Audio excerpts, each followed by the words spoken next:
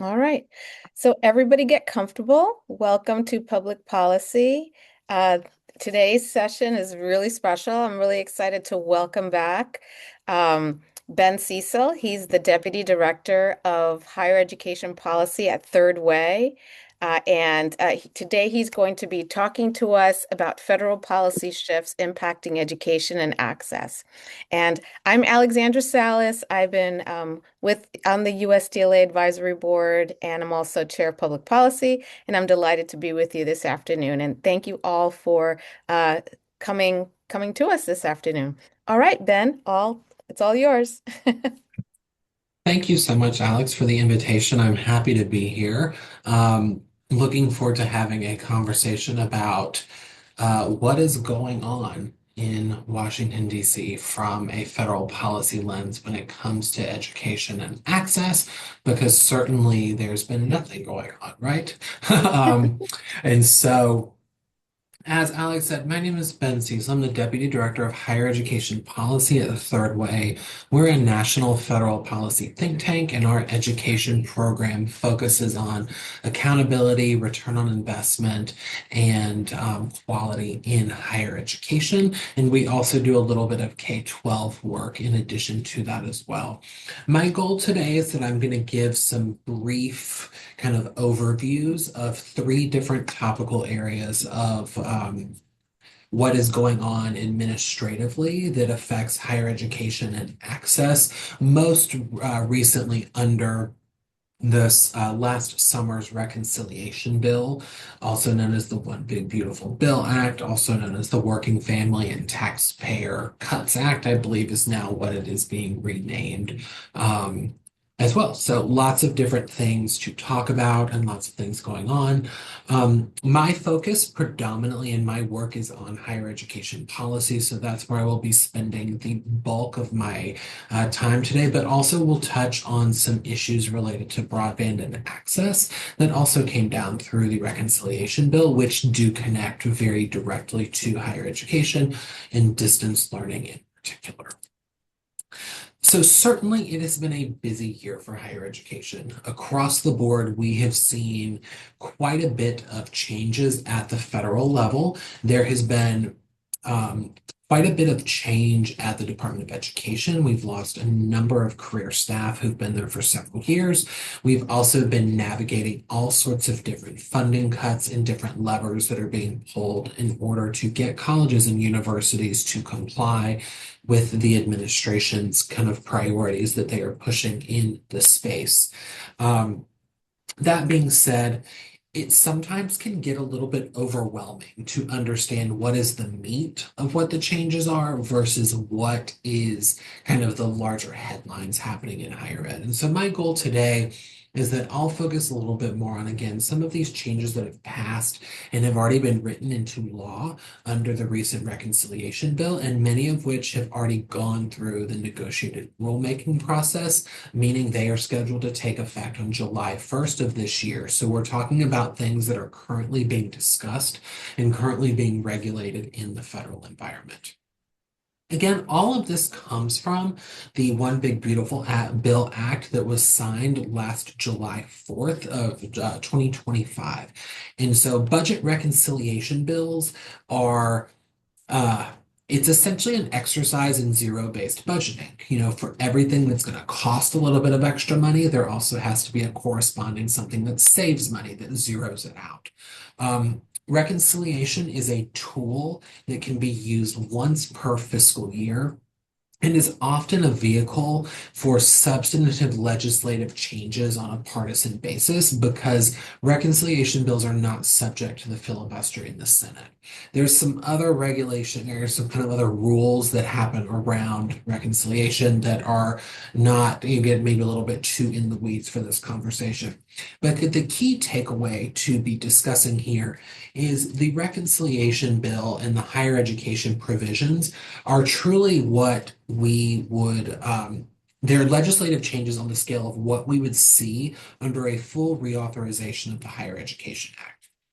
The last time that was reauthorized was in 2008. It's meant to be reauthorized every 5 years. And so certainly we're a bit off schedule since 2008 for it to not be reauthorized. But the scope of changes to higher education that we are talking about are vast and have important implications across the board. The other piece that I will mention here as we move on is that reconciliation doesn't just apply to higher education. There were all sorts of different changes across different social and economic policy areas that came as a result of the One Big Beautiful Bill Act. I want to get us started and primed in the higher education space as well. I will walk through some ins and outs of these three different major areas that we're seeing changes, and then I will also leave plenty of time at the end for questions because I know that some of these higher education changes are relatively technical. In the policy world, we call them very wonky because they are. They're very in the weeds. And so I will do my best to keep things kind of at a 50,000-foot view. But we'll walk through what kind of some of these top three things I think that we need to be talking about in terms of where higher education is heading. The first is this movement towards higher education accountability and student loan reform. There's been a ton of conversation about this on both sides of the aisle over the past several years, but as the conversation around the value of a college degree, whether that be a 4-year degree, 2-year degree, graduate degree, certificate program, has increased, there is now earnings-based accountability for institutions that will be going into effect starting July 1st. At the same time, there's also several different components of student loan reform that are very I think will have a big impact not only for institutions but also students considering going and enrolling in any type of post-secondary program after high school. The second piece that I'll talk a little bit more about is this push for increased workforce development programs through the Workforce Pell Program that also will go into effect on July 1st of 2026. And then the last piece that I'll talk about, and again, not completely my policy area, but something that I've been able to do a little bit of research on, is the provisions in the bill for technology and broadband, and where it creates new programs and incentives for increased investment in broadband. And particularly when we're talking about access and completion for higher education, there's certainly areas where this will have a potential profound positive impact as well. So again, shifting to higher education accountability and loan reform, this is a conversation that's been happening for a very long time. Again, the conversation around value of a college degree and wanting federal dollars to be going to programs that are showing a positive return on investment for students and taxpayers has long been a rallying cry. And at the same time, there for a long time have been so many different facets to the student loan program that have been incredibly confusing. There's been a menu really of repayment plans for borrowers that are incredibly confusing across lots of different servicers that are servicing those student loans. And we are now consolidating into a more, a less, an environment full of fewer choices than we have had in the past that will have implications for students and borrowers. So if you think back over the past, call it 5, 10 years, you may remember in 2018, 2019, there was a broad push across some on the far left of a movement towards student debt cancellation. That no longer is really something that, we are going to be seeing under this current administration for many reasons, mostly due to the fact that the Supreme Court struck down former President Biden's plan in 2023.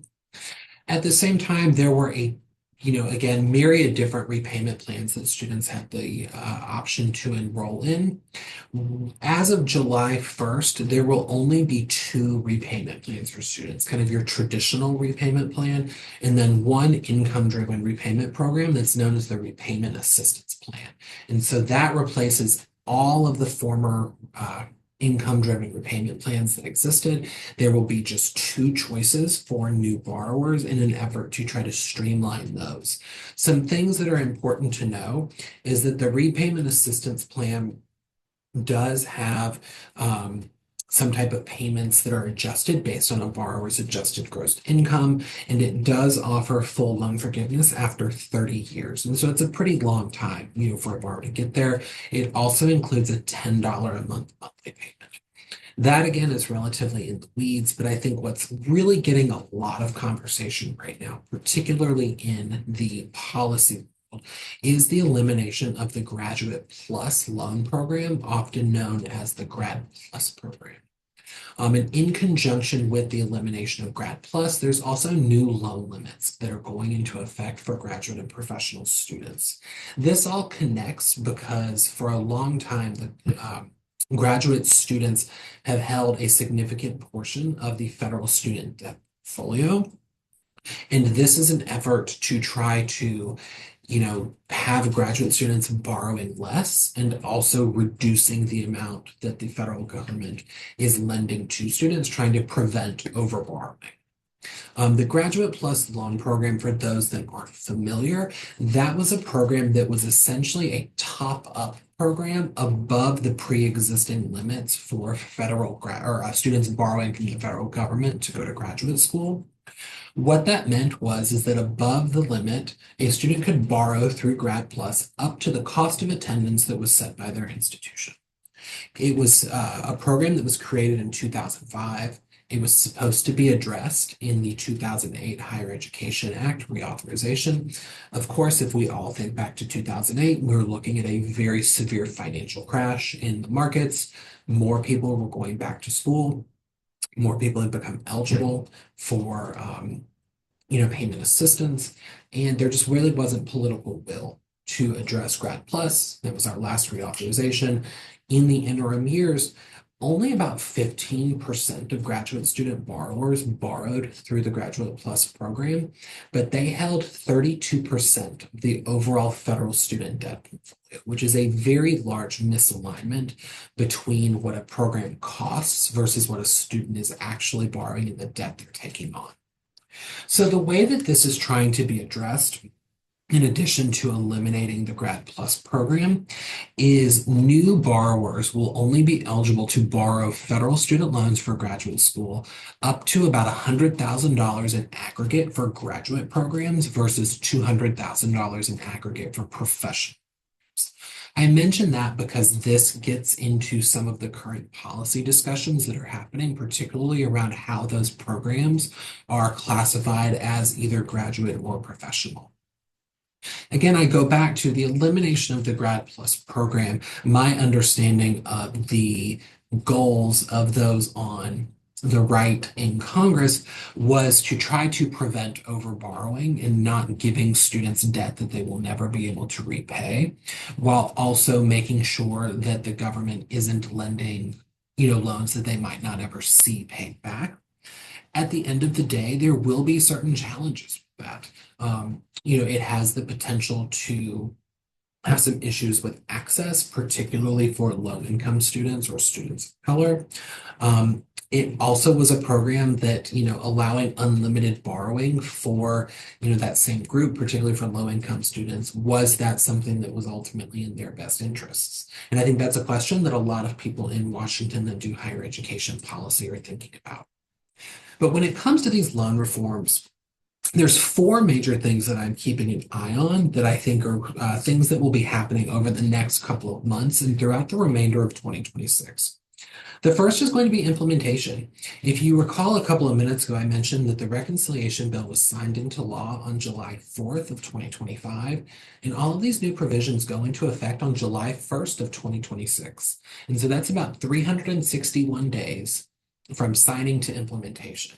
And in federal government time, that's practically overnight because there's a lot of details that have to get worked out and a lot of kinks in the system that are going to have to be fixed. And when it comes to things like federal student loans, this is not something like where the federal government just clicks a button and things change overnight. This often is a multi-year process that is being condensed into less than a year. And so while the department has already engaged in some of the rulemaking conversations to help get the final details over the finish line, they still have a long way to go to get that there. So there's a lot with implementation that I'm looking at. I will say too, the second piece is going to be what institutions do in response to these loan limits. These are certainly lower than many advocates had hoped for. And loan limits for graduate degrees, of course, affect institutions greatly. I think the open question is, Republicans in passing this bill, the hope was to exert some market pressure, that it would apply some downward force to have institutions to lower their tuition in order to be more in line with these loan caps. Um, will institutions do that? Will they provide additional grant aid? I don't know. It's, an open question on what might happen. And I will say, in an already competitive market of trying to recruit graduate students and master's level students in particular, I think it's going to be very interesting to see what institutions approach new financing models for graduate students in an effort to recruit more students or to help offset some of those costs. The third piece that I'm looking at is this graduate versus professional definition. You may have heard about this. I think this is one of the things that has really broken through the ether from higher education policy into the larger kind of zeitgeist, if you will, of society. I know I actually saw Governor J.B. Pritzker put out something on social media about this in December. And usually higher education doesn't reach, that far in terms of what is happening. But this delineation between graduate and professional degrees before the passage of the One Big Beautiful Bill, it was just an arbitrary reporting requirement for institutions. Many of you all may be familiar with this. It was something that went into iPads. You checked a box. Is this program graduate? Is it professional? And at the end of the day, it didn't really matter because there was nobody double checking it and it didn't have any sort of financial implications. And now it has some pretty substantial financial implications. The definition of graduate versus professional was already established in federal code in 34 CFR 668.2. I hate that I have that memorized, but that's where we are in life right now. And one of the real challenges with this is the definition of professional programs that it includes, but is not limited to. And so there's been a lot of conversations about what programs are graduate versus what are professional. Professional programs have generally been viewed as those in law, medicine, dentistry, pharmacy, and a couple of others. It does not include programs like education, social work, physical therapy, audiology, um, nurse practitioners. So there's been a lot of questions about if we have these workforce shortages in particular fields, should we then open up the definition to those programs, many of which have lower salary returns that won't actually kind of meet the loan limits where students would actually be able to repay those loans. So lots to come. There's some bills floating around in Congress to fix that, kind of competing on both sides of the aisle and in both chambers. But this is really, I think, where the next step is going to be and where the fights. And then last but not least, of course, is if we're getting rid of Graduate Plus, the program that helped students pay for graduate education up to the cost of attendance. That means that some students might need to rely on the private market to help fill some funding gaps. I think it's an open question as to whether or not Congress will put in some more guardrails for private lenders and if there's really even appetite for institutions to work with private lenders again. For those of you that have been doing higher education work for a long time, you may remember the early 2000s and some investigations that former New York Attorney General Andrew Cuomo, many, many lifetimes ago, did around private lenders and found that there was some really shady and deceptive things happening between institutions and private lenders. That now is really a distant memory for a lot of members on the Hill and their staffs. So I think it's just going to be an interesting question to see what happens there. The other piece that I'll mention with all of this is the new earnings-based accountability. What this means is that now college programs, so think a specific program, a major, if you will, has to um, have some type of earnings potential for students after the fact. And so the way that we think about this is this earnings threshold tries to make sure that like a student who is a 4-year bachelor's degree graduate, just for example, would make more or than the median student with a lower credential. So lower than a median student with just a high school graduate or a high school diploma.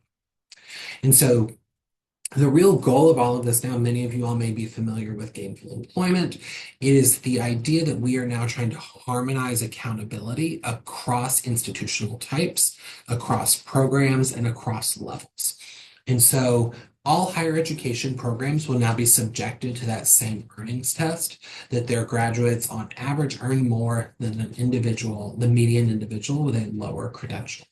This was all being hashed out as recently as 2 weeks ago, the first week back from the winter holidays. There was a week of negotiated rulemaking that was working to harmonize what was the gainful employment regulation with the new OBBA, Big Beautiful Bill Act, earnings-based accountability.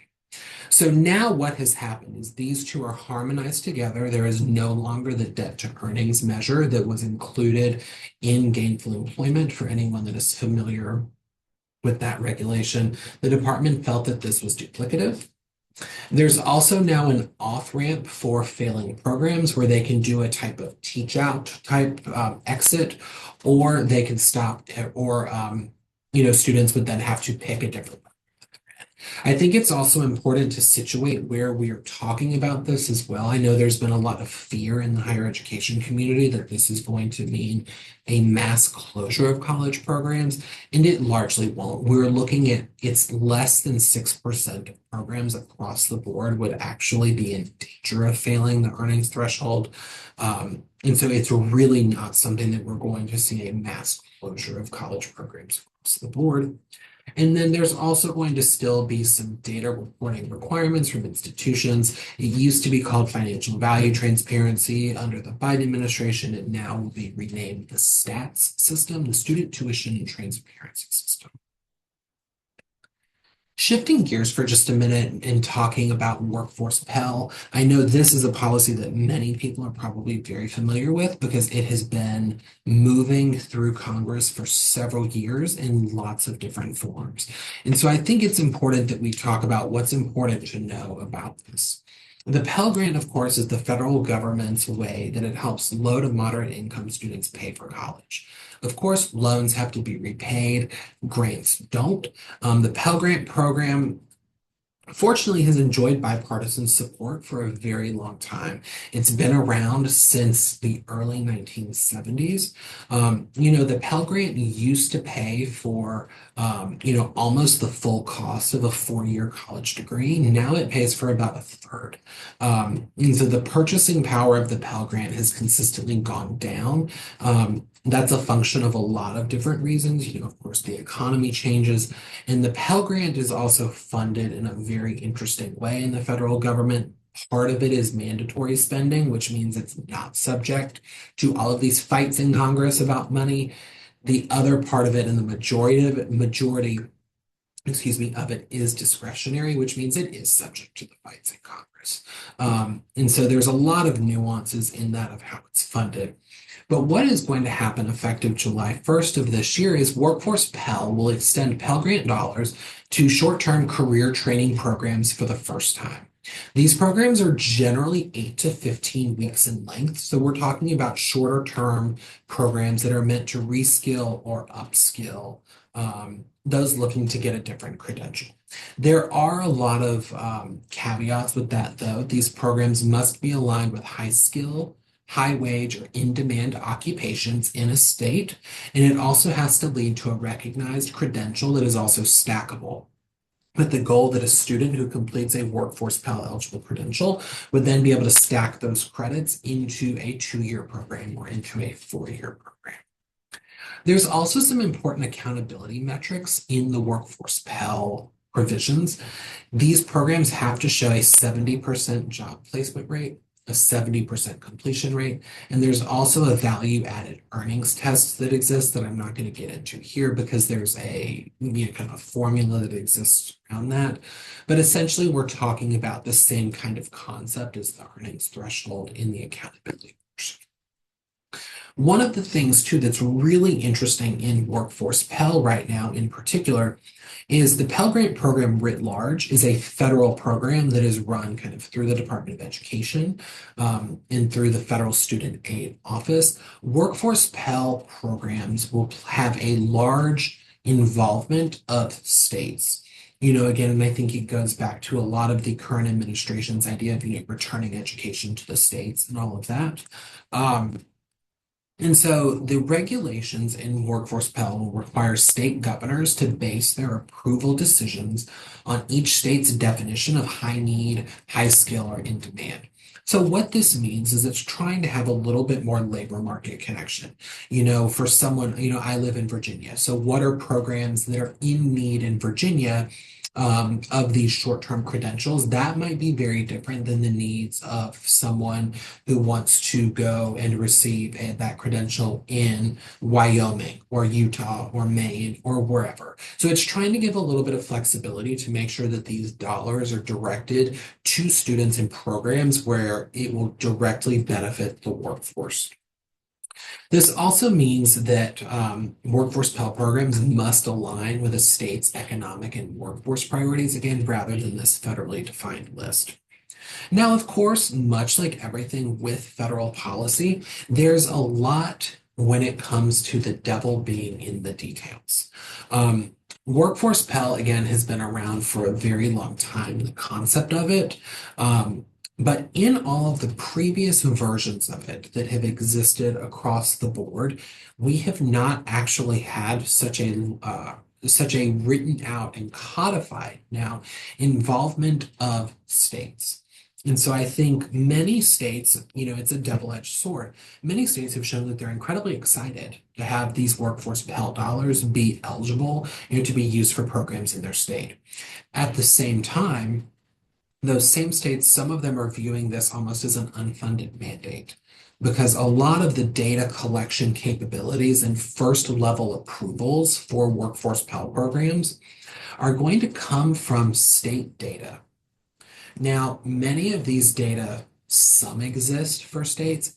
Other states have them in all sorts of different places and agencies. Some states haven't been collecting these data at all. And so that is a very real challenge for these programs to become Pell eligible, is whether or not the state that they operate in are able to get them approved and up and running. And so again, July 4th of 2025, bill signed to July 1st, 2026. It is a very tight timeline, and states still don't really have federal guidance yet because the final rules around workforce Pell have not yet been implemented. They've been agreed to in consensus in this negotiated rulemaking process, but that doesn't mean that they are the official rules just yet. So there's still a long way to go to get this across the finish line. I don't anticipate we're going to see a huge number of workforce Pell programs that are going to be entering into the market, come July 1st, but it does present a very unique opportunity to try to meet some workforce development goals and also bring students into post-secondary education in the term of, being able to reskill or upskill. Um, this is the biggest expansion of the Pell Grant program, I think, in the program's history. And so it's happening again on a tight timeline. There will be a lot of kinks to be worked out. And there's also some, caveats and things that exist around some of these data reporting requirements, particularly around the first couple of years, just because sometimes states don't have those data, and that sometimes happens. Um, I mentioned here, of course, implementation, tight timeline. We know that, but it's really going to be important that states in the federal government are singing from the same songbook when it comes to make sure that all of these regulations get across the finish line and that programs are being approved. I think it will be very interesting to see how that goes, particularly in a Department of Education that right now is just a little bit more diminished, if you will, than it has been in the last, recent memory. I think an open question too is going to be what program quality looks like with short-term Pell. Um, you know, Short-term programs have been around for a while, but they've not been something that have really been tracked in terms of accountability and outcomes in the same way that 2-year or 4-year credentials have been. And so I think it's going to be really an open question whether or not these programs deliver on the salary returns and the workforce development goals of those authors of these legislations or the different forms of workforce Pell that now, we have this one across the finish line. I think the state capability in terms of tracking these outcomes and earnings are going to be very important because that's going to really make the case for whether or not workforce Pell is going to be worth the overall investment for taxpayers. There's a lot, I think, in that will need to happen again at the state level. Again, we'll see what happens. Some states do really, really well in data infrastructure and collection. Others, it's just not been a priority, and that's, we'll see kind of where that goes with workforce Pell. I think another piece as well is the accountability standards in workforce Pell are important. I think any accountability in higher education, regardless of the sector, regardless of the program, is incredibly important. Um, I think the other piece we need to be thinking about too is are these programs really delivering again on that economic mobility we're looking for? You know, if a student enrolls in a short-term program and they go from making $9 an hour to $12 an hour, that's great. That is a salary increase. But at the same time, $12 an hour in today's economy is really still abject poverty if that is their only job. And so making sure that we are helping students receive that economic lift, that economic mobility that is really the goal of higher education.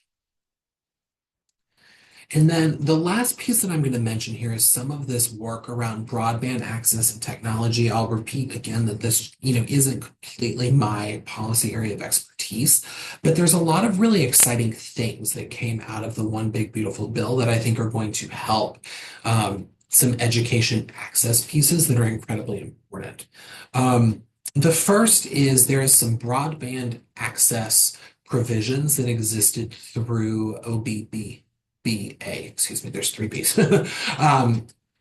And so what it does is it restores the Federal Communications Commission authority over these spectrum auctions and expands this pipeline for more reliable wireless broadband development. I think this is huge, particularly on the supply side of connectivity. We know that schools across the board, from K-12 to higher education, to those that exist across the higher education spectrum, are looking for increased opportunities to reach students where they are. When I went to elementary school, we were using dry or chalkboards even and overhead transparencies. So I did not have a Google Chromebook that I see all the kids, in Fairfax County where I live walking around with. And so that internet connectivity is incredibly important. But what about for students that might be in more rural areas, schools, higher education institutions that might be in more rural areas, or in lower income areas that haven't seen that investment from companies that are broadband providers. So this is going to be, I think, incredibly helpful in reaching, again, students that will benefit the most from educational opportunities across, the K through 12 to post-secondary space. The second piece that the bill does is it also reinforces some of the effectiveness of the programs that subsidize connectivity for schools and libraries. I know there's a little bit of nuance in there. The bill doesn't actually create these new programs, but it works to enforce their effectiveness to strengthen the broadband ecosystems that schools rely on. Again, I think that is an incredibly important piece of access. Access isn't just getting students to education. We talk about all the time in our work at Third Way is that access is just part of the equation. We then need to be asking access to what?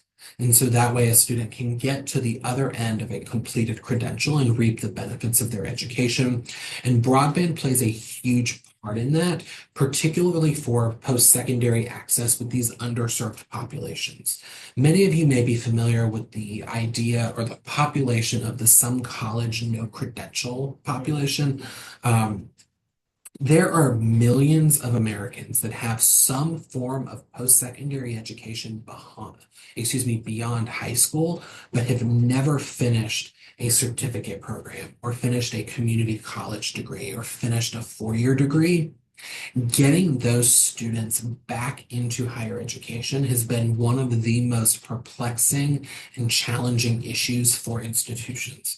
If you are in your 30s, 40s, 50s, and you have jobs, children, people that rely on you that you're giving care to, it is incredibly difficult to then show up and drive, to sit in class for an hour a day and then have the time to complete assignments or homework at night. And so I think the opportunity for online education, hybrid learning, distance learning is incredibly important in re-engaging this population, particularly for those that we know have been underserved in higher education. The way that higher education is undergoing so many different changes right now, I think this is a real opportunity for colleges, universities, at the 2 year, 4 year, kind of whatever level to really be rethinking about how they can utilize all of these different important provisions to make the most of this time of change to re-engage these underserved populations. I think the potential is there that it can increase online degree programs, hybrid programs, and then also really get at this idea of reskilling and upskilling adult learners. That really was one of the undercurrents of the Workforce Pell Program. But I think, again, in today's economy, we know that workers are having a tough time. And they're looking for cost-effective ways to gain new skills that are going to make them more competitive in the job market. And so we know that that's going to be something that, again, this broadband has, the potential to help affect. And then the last piece in OBBBA is that it does include some support for research and development expenses around broadband. And it specifically encourages investment in educational technology platforms, AI-enabled tutoring and assessment tools, and then some cybersecurity and data systems. Again, I'm a bit of not quite a Luddite, but I'm not the most experienced when it comes to a lot of these different ed tech platforms and AI-enabled tutoring. But I know that a lot of institutions are interested in seeing where they can embed some of these different AI programs into, in particular, some of their student support services. In certain, not to replace the importance of that one-to-one connection, particularly around academic advising or career services, but where some of these technology platforms might be able to help free up some of the time for those advisors. So then that way they can spend their time a little bit more effectively with the students that they serve. I'm a former student affairs professional myself. I worked with international students for about 10 years before I moved into the higher education policy space. And so I am always open to hearing ways that can make that type of student advising a little bit easier to, free up time to be more effective in those one-on-one interactions you have with students. And so I think obviously there's a lot of concern and some guardrails I think that need to be implemented. And at the same time, I think the promise to kind of help reshape higher education positively is certainly there. I want to make sure that I leave plenty of time for questions, but a couple of just final thoughts that I will leave you all with before I open up, because I know that this has been a lot of time listening to me talk about incredibly wonky topics. Um, but, of course, right now, when you think about the One Big Beautiful Bill Act, um, support for that generally falls, or support or not support of it falls along partisan lines. I think it is important to recognize that certainly the bill does have some potentially harmful provisions, particularly for families that rely on public assistance and public benefit programs. It has obviously had some very real challenges in healthcare. And those, do not go away in talking about some of the potential positives when it comes to higher education. I do think there are some potential positives here. We know, and one of my areas of expertise is voter perceptions on higher education. What does the public think on higher ed? And we know that the value conversation has been one that has been simmering under the surface for a long time and really has exploded into the national conversation over the last few years. And so I am hopeful that some of these changes can be positive and help restore some of that value and public trust into our post-secondary system at all levels. The second piece that I'll mention as a final thought is, of course, the implementation faces a quick timeline with a heavy lift. And so we are running a very long marathon with a very heavy weighted vest until we get to July 1st of 2026. The Department of Education has been incredibly aggressive in their timeline of trying to get these things, across the finish line. And they've certainly had some success in their negotiated rulemaking. We also still have several ways, that we have, or several boxes to tick, if you will, to get these things to their ultimate completion. One of that is going to be we're going to get some final proposed rules that are entered into the Federal Register. There will be a public comment period. The department then has to respond to all of those comments. So there's, and those all have different regulatory requirements for how long they're posted. So, again, working backwards from July 1st, 2025, we're going to start seeing some potential final rules here in the next couple of weeks for these programs so the department can get this finished. And then last but not least, I think when we think about the positives of what's going on right now in higher ed, of course, because there's been negatives, but I think the accountability and the loan limits, but really this increased investment in broadband have the potential to really help students with access and higher learning opportunities. I know with the loan limits that can be a little bit challenging, around what might benefit students the most. I think there's going to be some additional regulation and movement in that space, particularly for graduate students. But overall, I do think that, we are making some, positive steps in the right direction in order to help students expand potential opportunities, particularly for students that have been underserved in higher education or are looking for that reskilling. And so with that being said, I wanted to make sure that I leave plenty of time for any questions. I'm going to stop sharing my screen just for a second so that way I can actually now see the chat because I saw that it was going off and I wanted to make sure that I can answer any questions. Um, but happy to answer any questions that anyone may have and, have a conversation for a few minutes. Excellent. So thank you very much, Ben. Just your presentation was extremely thorough and you touched on a lot of important highlights that, will be impacting us shortly.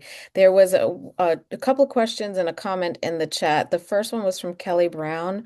What, if any, implications are there for the public loan forgiveness? That's a great question. So we actually had a separate rulemaking for public service loan forgiveness that happened before the passage of the One Big Beautiful Bill. And so that is still going through some regulatory changes. I will say, and I've said this to several reporters, it's not often that Congress is particularly clear in what their intent is when they're writing laws. That being said, the Public Service Loan Forgiveness Act of 2007 was incredibly clear about what employers are eligible under public service loan forgiveness. And so I think regardless of the outcome, because we don't know where that's going to fall, I think that is any changes to PSLF are going to be ripe for litigation. And I will say that that's going to be something that I see being a long and protracted court battle if the department does try to go into some of this, parsing out of employers that they have proposed. Okay. I don't know if there's a follow-up question to that, but so I'll give any follow-ups to that. Let me check. No. Okay. So the next question is from our attendee, Russ Poulin. So about workforce Pell, he says we already see several states struggling with funding higher ed oversight. And then the question is, are you hearing about problems with states and staffing the unfunded mandate of approving programs, receiving, tracking the statistics, and performing the necessary follow-up on these programs? I certainly have been hearing that because, again, I think we all know that creating a data infrastructure, particularly around matching earnings and outcomes to programs, like that is not something, again, that we just click a button and it happens overnight. That is incredibly difficult to do. Again, there are some states that have been better at this than others. I want to say that New Jersey might have some good state data that exist. Um, I think that this will create a push for states to do better about this. There's also some caveats kind of in the first couple of years of Workforce Pell where there can be some proxy data that's used while states then have a chance to get some of these data infrastructures up and running. And so it doesn't mean that a state would be precluded from offering a Workforce Pell program early on. It just means that there will then be kind of a runway of about 3 years where states need to then develop what that infrastructure looks like. Okay, thank you. And then let's see, there's a question from Michael Barbour. What do you think the chances are? Oh, hang on. What do you think the chances are that the list of professional programs will be expanded? That's a great question. We have been really following this issue, and I think the intent of Congress in establishing these loan limits was to try to prevent overborrowing and also control the amount of debt or, loans, excuse me, that the government was dispersing for graduate programs. I think that there is certainly chances that it will change. Um, for a couple of reasons, I say that. Number one is, I go back to this is written into law, the kind of included but not limited to. The department did add clinical psychology programs to the list of professional programs. Um, I think that, again, regardless of where this goes with the department and the rulemaking, if it goes into effect, there will be litigation around this without a doubt. There are also several bills floating around in Congress right now. Particularly Representative Lawler from New York has introduced a bill. He did in kind of December, I think it was like 16th or 17th, he released a bill. Um, I think it's really interesting that this bill to expand the definition of professional programs is coming from the right, because Representative Lawler is a Republican. When Republicans in writing this bill were the ones that were really eager to kind of control the costs and risks of overborrowing. And so I think, there's some interesting political dynamics there. Should a bill like that pass, anything that Congress does supersedes what the Department of Education has done in this rulemaking. And so there's a lot of different moving pieces here. I think certainly there's chances that it will change. I think right now it's a little too soon to tell.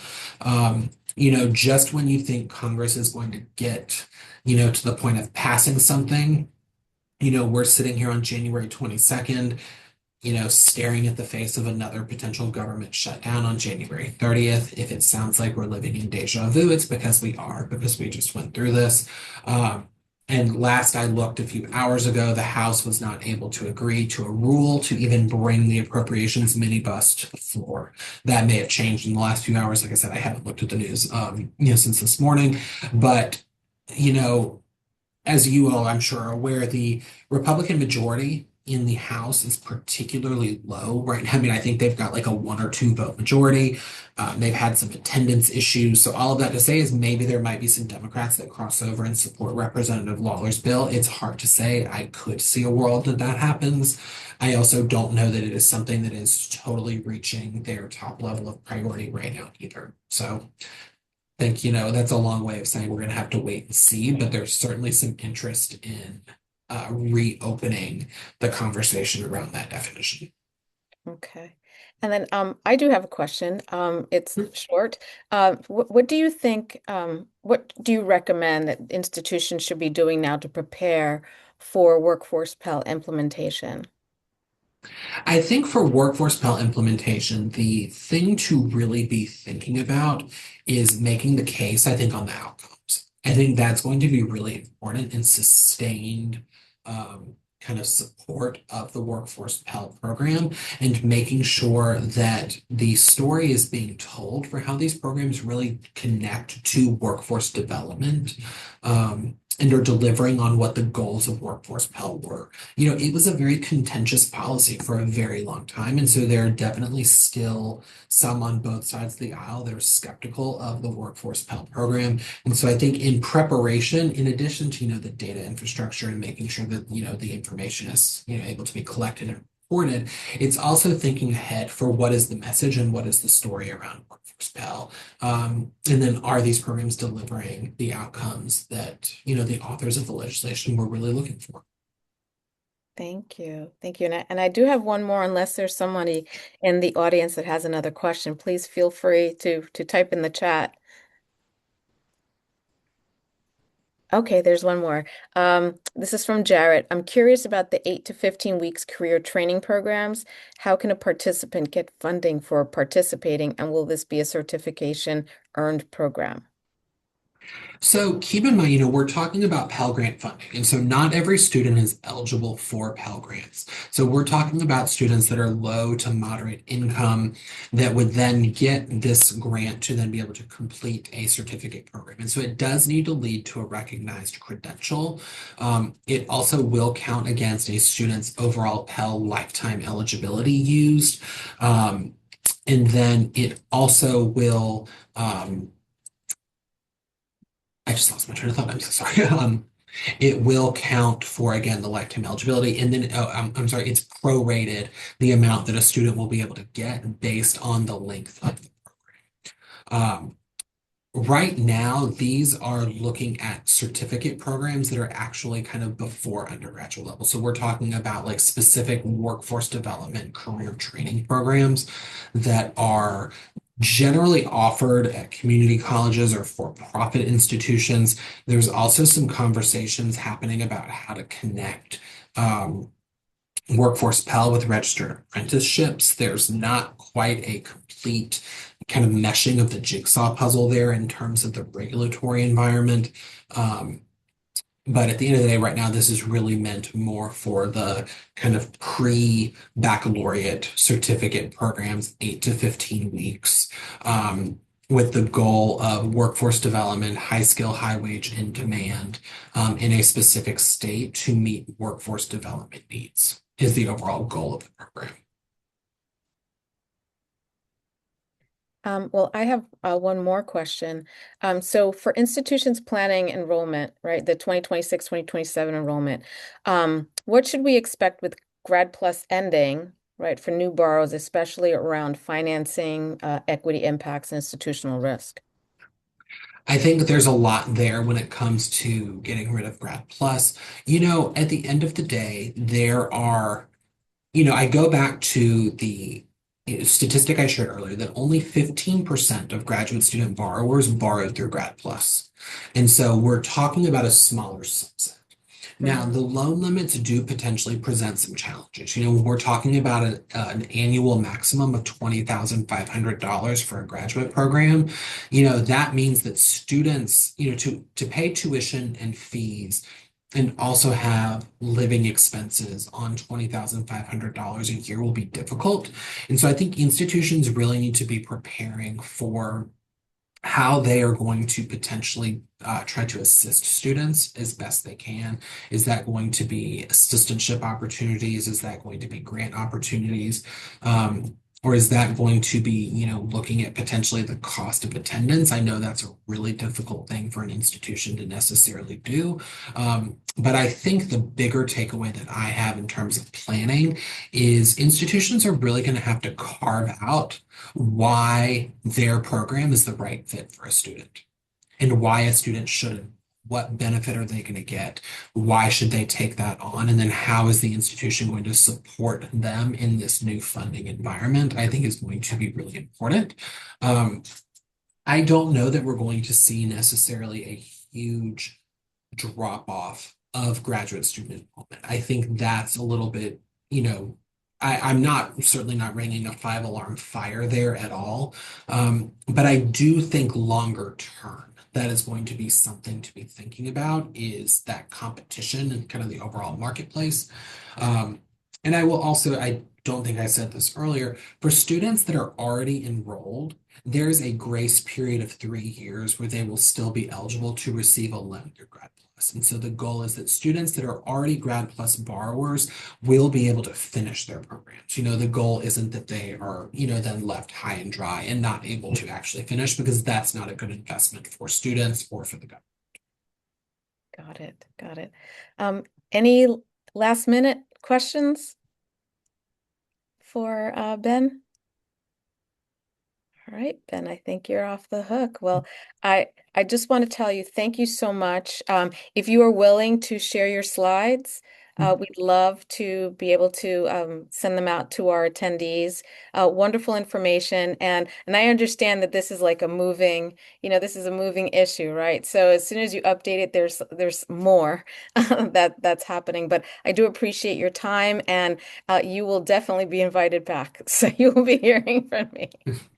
Absolutely. Thank you again for the invite. I'll make sure that those slides get to you again, just with the caveat to everybody is that they could be outdated by the end of the day tomorrow. Yes. So things are changing around here. My contact information is also in the slides. Happy to answer any questions that come up. And thank you again for the invitation.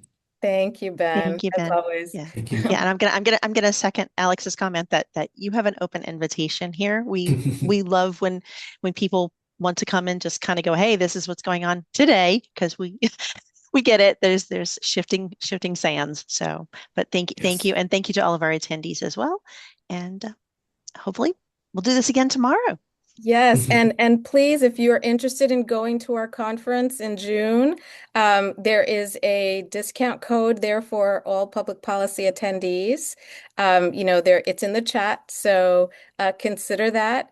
You'll have a lot of fun in Cleveland, Ohio, and learn quite a bit.